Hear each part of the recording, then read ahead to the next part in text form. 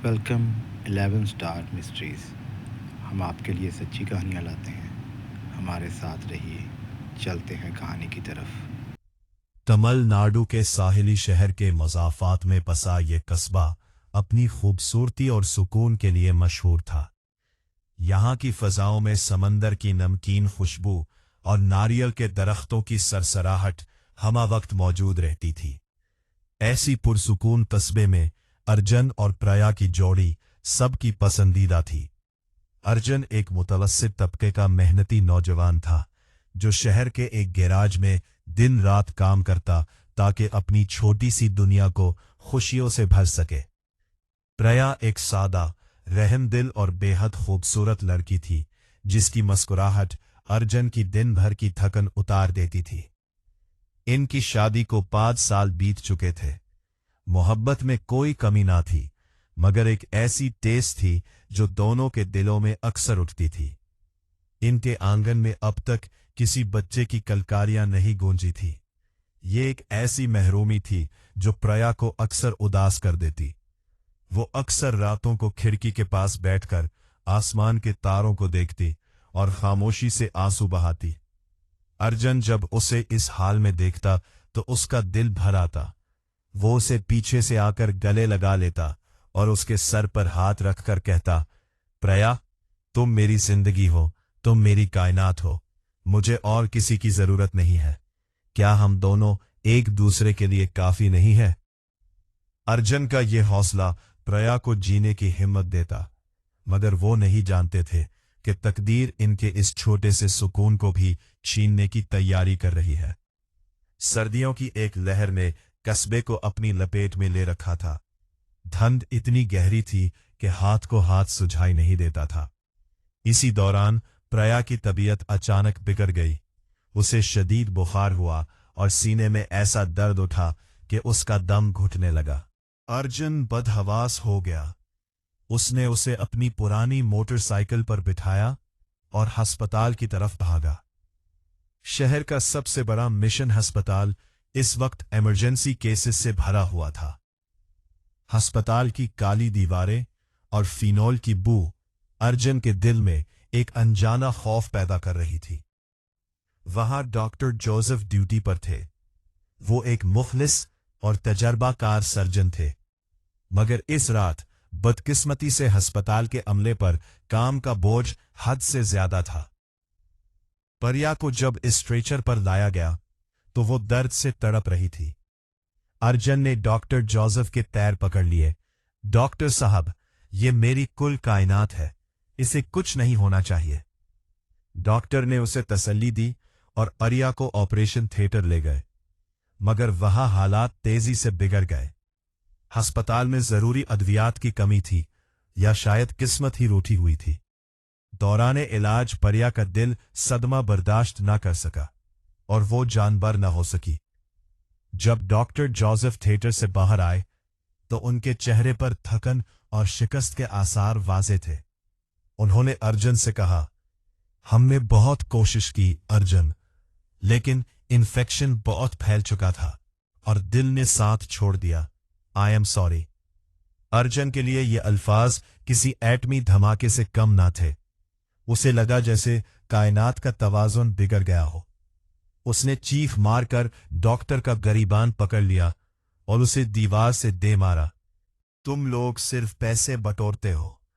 गरीबों की जिंदगी की तुम्हारी नजर में कोई कीमत नहीं। तुमने मेरी दुनिया छीनी है, अब देखना मैं तुम्हारी दुनिया कैसे उजाड़ता हूं। परिया की मौत के बाद अर्जन एक जिंदा लाश बन गया। उसका वो घर, जो कभी कहकहों से गूंजता था, अब एक तारीख गार बन चुका था। उसके दिमाग में सिर्फ एक ही ख्याल गर्दिश कर रहा था, बदला। उसने डॉक्टर जोसेफ की जिंदगी के बारे में एक एक तफसील इकट्ठी करना शुरू की। उसे पता चला कि डॉक्टर जोसेफ का ताल्लुक एक खुशहाल मसीही खानदान से है। उनकी एक बूढ़ी माँ है जो उनसे बहुत प्यार करती है। एक खूबसूरत बीवी मारिया है जो समाजी कामों में पेश पेश रहती है, और 2 नन्ही परियों जैसी बेटियां हैं जिनके गिर्द डॉक्टर की पूरी दुनिया घूमती है। अर्जुन ने सोचा कि डॉक्टर को उसी वक्त दर्द दिया जाए जब वो अपनी जिंदगी की सबसे बड़ी खुशी मना रहा हो। क्रिसमस करीब आ रही थी। पूरा शहर बर्फी कमकमों से जगमगा रहा था, मगर अर्जुन के दिल में अंधेरा ही अंधेरा था। उसने एक पुरानी दुकान से सेंटा क्लॉस का लिबास खरीदा। उसने एक चौड़ा नकाब और मसनूई सफेद दाढ़ी का इंतजाम किया ताकि उसका चेहरा मुकम्मल तौर पर छुप जाए। उसने एक लंबा तेज धार चिरा खरीदा और उसे हर रात पत्थर पर रगड़कर इतना तेज करता कि उस पर पड़ने वाली रोशनी आंखों को खैरा कर देती। क्रिसमस से एक दिन पहले की दोपहर, जब डॉक्टर जोसेफ अस्पताल में मसरूफ थे, अर्जुन ने अपना पहला वार किया। उसने एक कोरियर के जरिए डॉक्टर के घर एक खूबसूरत पैकिंग में पार्सल भेजा। जब मारिया ने तजस्सुस में वो डब्बा खोला तो उसके अंदर मिट्टी की एक छोटी सी सराही अर्न थी जिस पर लिखा था। इसके साथ एक खत था जिस पर लिखा था, मैंने अपनी सबसे कीमती चीज तुम्हें दे दी है, अब तुम्हारी बारी है। आज रात तुम्हारे घर की खुशियां मातम में बदल जाएंगी। मारिया ये देखकर कांप उठी, मगर इसने सोचा कि शायद ये किसी जहनी मरीज या किसी ऐसे शख्स की शरारत है जिसे डॉक्टर जोसेफ बचा ना सके हो। इसने डॉक्टर को फोन करके बताना चाहा, मगर अस्पताल में मसरूफियत की वजह से डॉक्टर ने फोन नहीं उठाया। वो नहीं जानती थी कि मौत उनके दरवाजे पर खड़ी मुस्कुरा रही है। रात के 12 बजने वाले थे। डॉक्टर जोसेफ के घर में मसीही गीत गाए जा रहे थे। क्रिसमस ट्री तोहफों से लदा हुआ था और बच्चे सेंटा क्लॉज के इंतजार में खिड़कियों से बाहर झांक रहे थे। अचानक दरवाजे पर घंटी बजी। बच्चों ने शोर मचाया, सांता आया, सेंटा आया, और जोश में आकर दरवाजा खोल दिया।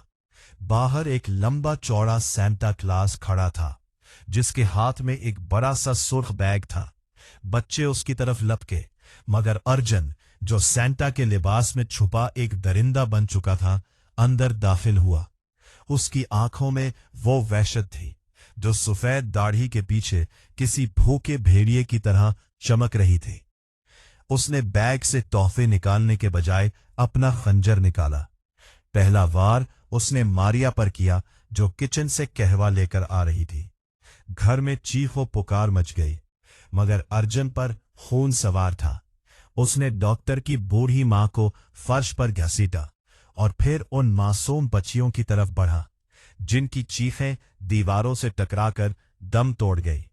उसने एक एक करके सबको खत्म कर दिया, यहां तक कि पूरा घर खून से नहा गया।